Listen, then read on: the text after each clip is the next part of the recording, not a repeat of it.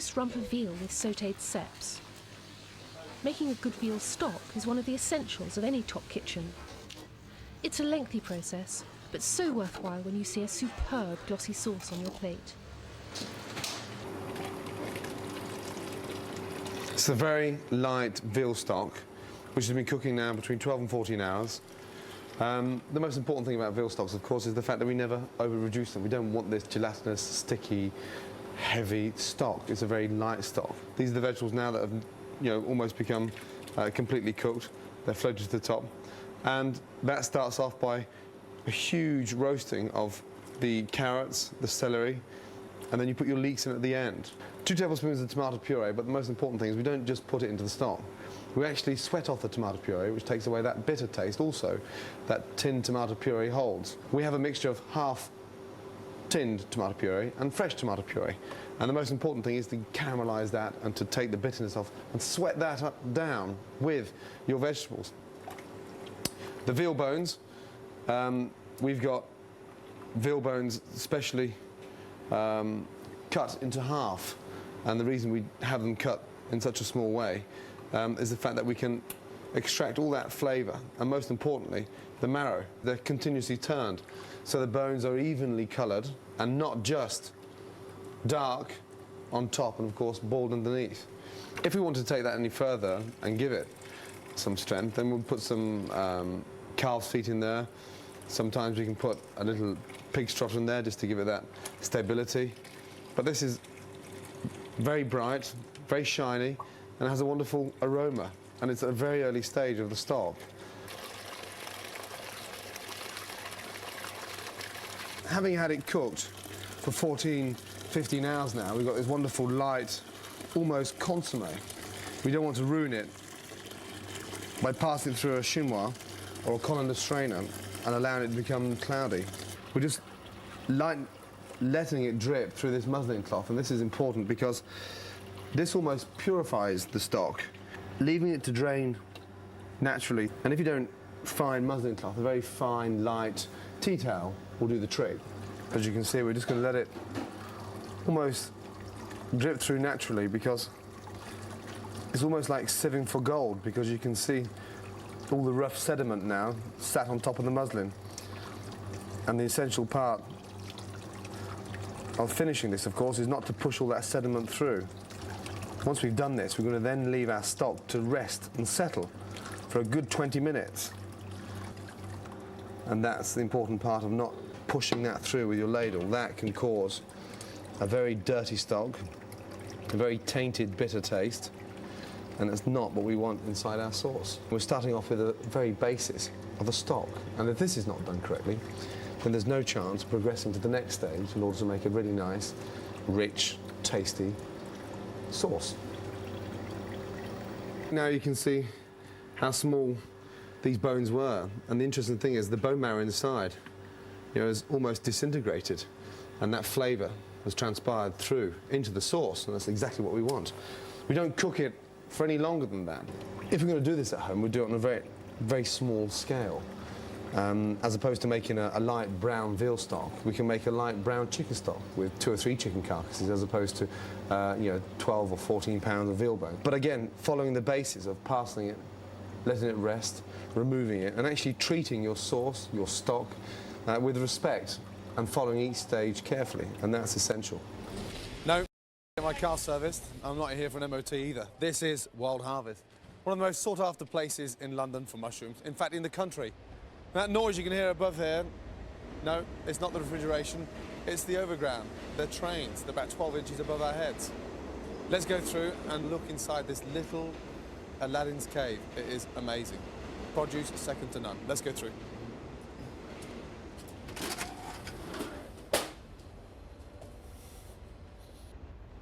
So here we are in Aladdin's cave, and guess where these come from? This is Mike, the most sought-after mushroom supplier in London. Where are they from, Mike? Well, you got these little baby morels, which, for example, from Kashmir. Kashmir? Kashmir, and then you got slightly larger morels, and these are from Alaska. Really? Just that, in Kashmir is the only place where they'll pick them that size. Seriously? Dried it in the sun for them. And then you move on to here. These are French rolls.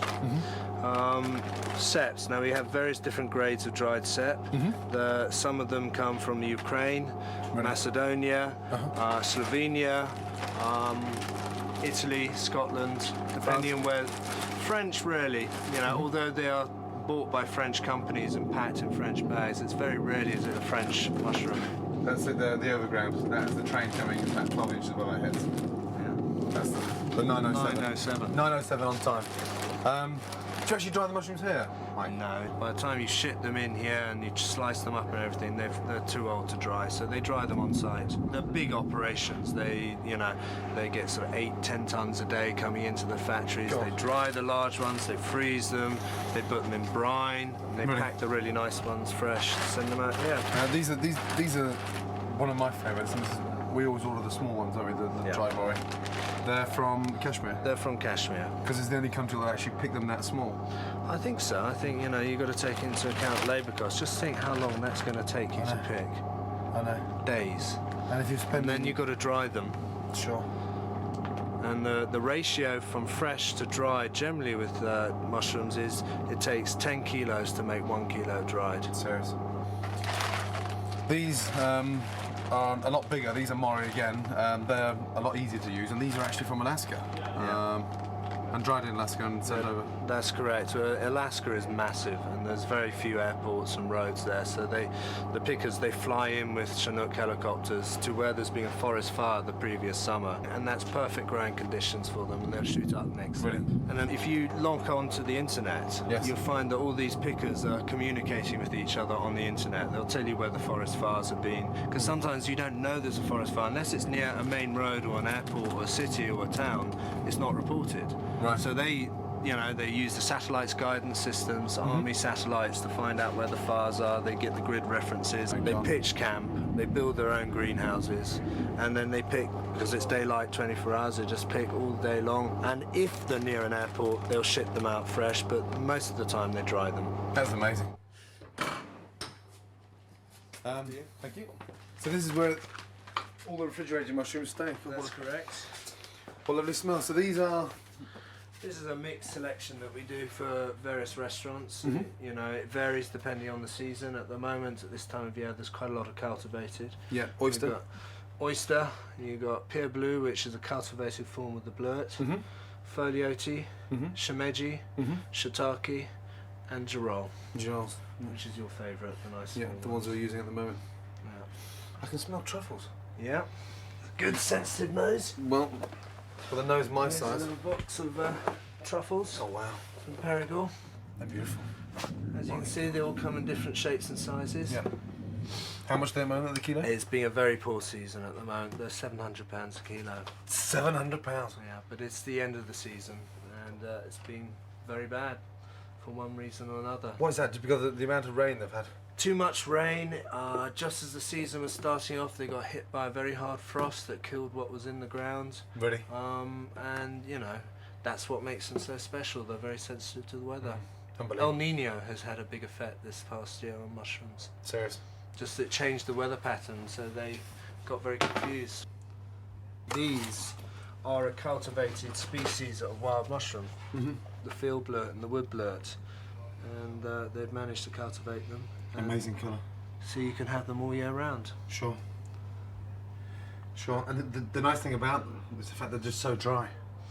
Yeah, because they're cultivated, they're grown indoors. You're not, if it rains with the wild, you can't stop it raining. Sure. It gets wet. If it freezes over, they freeze. So the quality varies depending on the weather. Cultivated are the same quality day in, day out. And how much are they per kilo? These are £15 a kilo. They take actually quite a long time to grow. From planting to fruiting, you're talking 18 months. Oh, really? So there's quite a long lead time to that. God. Pied bleu are a really fascinating mushroom because the nice thing about it, when you saute these things in hot olive oil with some garlic and shallots, they have very, very little water, which is brilliant, so therefore we can incorporate a lot of colour. And these sautéed with some poached chicken, sometimes we serve with some pumpkin soup, are absolutely delicious. Shiitake is a mushroom that always pulls us out the SH1T. Whenever there's no girol and no ceps available, we can always rely on shiitake. They're cultivated? Another cultivated mushroom.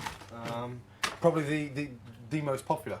This and the oyster mushroom are probably Right. the two most popular cultivated Beautiful. mushrooms, and it's just a lovely product. Beautiful, I think beautiful. A lot They of don't look cultivated, do they? No. They look wild. They, you know, they have a wonderful smell to them. They're, you know, incredibly dry, and it's a mushroom. Sometimes, whenever we're really seriously struggling for ceps, girolles, chanterelles, the shiitake mushrooms are always the mushroom that pulls us out the meal. Very, very good. And in the Orient, you know, in China, they've been using them for centuries and centuries, and they Really? say that it has things that help you fight off cancer and all sorts really? of illnesses. There's Beautiful. And how much do they make? these are £8 a kilo. You know, Seriously? they're So cheap. yeah.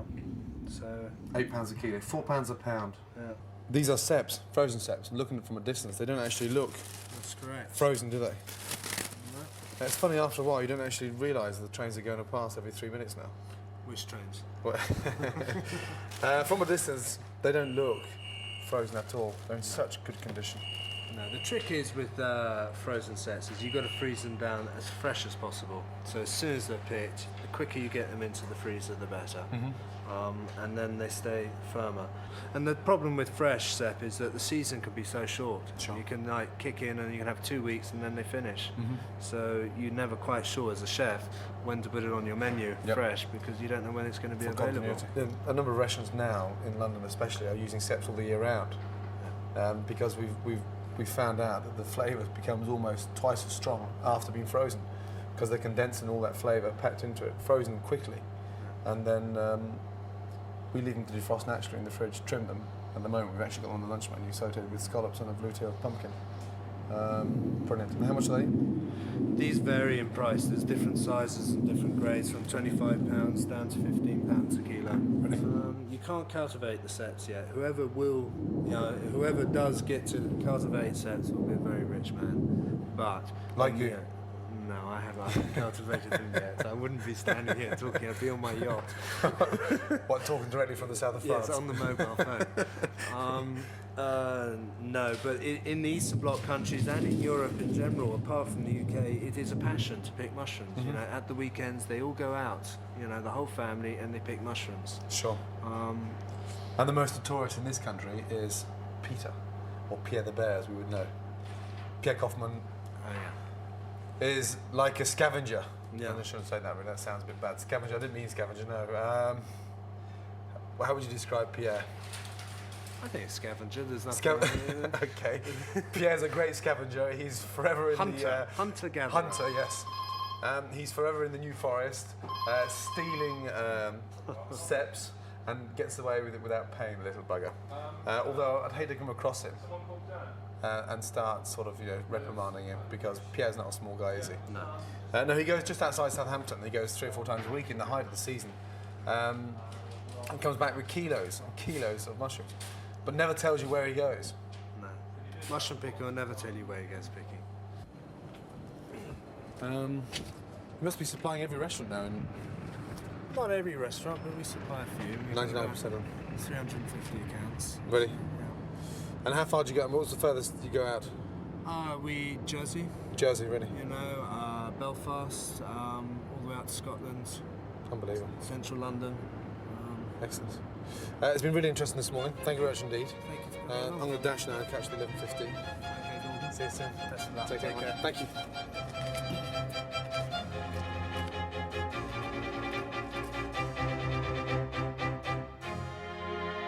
Roast rump of veal, served with a really nice vinegar of lentils and beautiful fresh sautéed ceps. And the ceps are from France. They're very fragrant, very fresh, very expensive, unfortunately, thanks to Mike. The rump of veal is something we very rarely use in this country. It almost becomes forgotten about. Rump of lamb, maybe, but rump of veal, very undiscovered in this country. In France, we used to marinate it, then confit it in goose fat for 3 or 4 hours, and then slice it in this wonderful, tender veal. Today we're going to roast it. Rump, as you know, is taken on the side of the chump, at the top end of the saddle. It's very sinewy, so therefore it needs to be served just a touch above pinkness, because we can't make this too pink because it becomes too tough to eat. They're not very expensive, about £1.40, £1.50 per pound. It's very cheap for veal. The garnish is the sauté ceps and the vinaigrette of lentils, and then around the outside we're going to have this wonderful, very light, fragrant veal stock. And we need just a simple stock. We don't need a sauce, we need a stock because of the richness of the ceps and the lentils. Beautifully season the meat all round.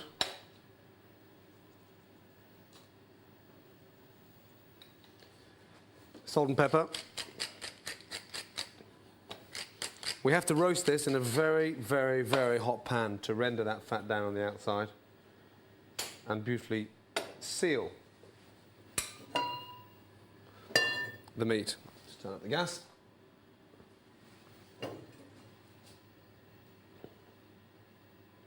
Pan smoking. Absorb all that seasoning and then into the pan. Again, whilst we're going to be roasting and sealing this veal, we're going to put some nice fresh butter in there to keep this wonderful, nice, fresh foam, prevent the oil from burning, and give this wonderful golden brown texture. Generous on the butter. Just turn up the gas so you can really, really maximise on that intense heat in order to caramelise the outside. We're going to colour it around the outside, place it on a butter paper, and then put it in the oven for about 4.5 to 5 minutes. Make sure it's completely sealed around both ends. You can see the butter's going nice and brown. Turning it over and then constantly just basting it with wonderful fresh butter. Sealed on top.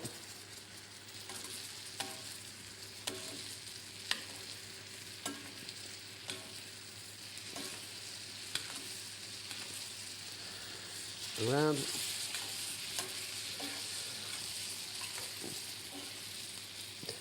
And then we're going to lay it under a butter paper, lift it up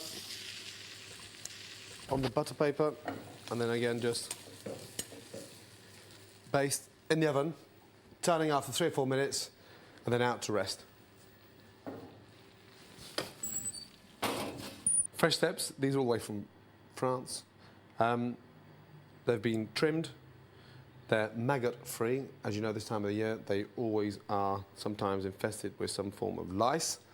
So we have to be incredibly careful while we're peeling the stems down to be very vigilant and very aware to look for these worms.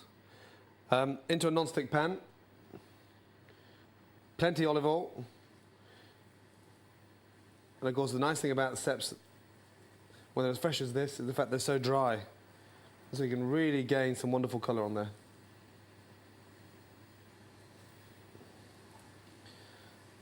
In like so. Be generous on the olive oil because the ceps will actually start to begin with to absorb the olive oil. Turn up the gas. Nicely seasoned. And then just touch more olive oil, keep it moist on the outside, heat up. And get some really nice colour on there. And just almost like cooking a scallop, you know, really turn them over one by one. And get some really nice colour on there. The nice thing about sautéing the mushrooms so fresh like this, especially when they're coming from Mike at Wild Harvest, is the fact they're so dry, we can maximise on the colour. There's no water, there's no juices coming out. It really is a pleasure to cook with brilliant produce. Just give it a little shake. Keep them nice and crispy. And don't play with them too much, otherwise they start to break down.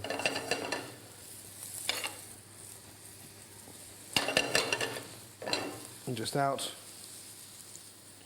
onto a plate. This is just a very simple vinaigrette of lentils, lentils that have been cooked in a touch of veal stock for 10, 11 minutes, drained, and then reheated with some beautiful vinaigrette, and just rolled round vinaigrette just to create this really nice lentil salad. The rump of veal has now rested. It's incredibly pink. Don't get the wrong impression about this meat. You don't have to serve it incredibly hot as if you're serving a fillet of beef or a fillet of veal or a sirloin of beef. This can be served at lukewarm temperature. It doesn't have to be roasted and then reheated because it becomes very sinewy, very tough, and it's not very pleasant. I've had this in the oven for about 7.5, 8 minutes. I've let it rest now for about 4.5 minutes, and it's just a wonderful temperature. It's quite hot, but it's warm, and it's just, for me, the perfect way of eating a really nice, delicious, tasty rump of veal. The slices, as you can see, we're just going to slice down very casually, not too thin, because it's a meat that doesn't need to be sliced thin, because you can see it's maintained that pinkness in the centre. It's incredibly succulent, and we really want this nice, chunky textured dish. These juices here, do not throw away. I will cane your backside if I ever catch you throwing these juices away. Place these wonderful resting juices in to your lentils. The combination of the juices, the resting juices with the vinaigrette, the lentils, delicious. Very loosely place the lentils onto your plate, your vinaigrette of lentils. Nicely layer your wonderful slices of the rump of veal. A few ceps in between, like so. And then again, continue to beautifully layer this wonderful rump of veal. And then, generous on your ceps. Nice little twist of pepper. You can now start to see those meat juices coming around out of the lentils. And just very, very carefully with your veal stock glaze over the veal, into the vinaigrette. There you have your beautiful rump of veal served on a vinaigrette of lentils with wonderful, fresh sauté ceps. Absolutely delicious.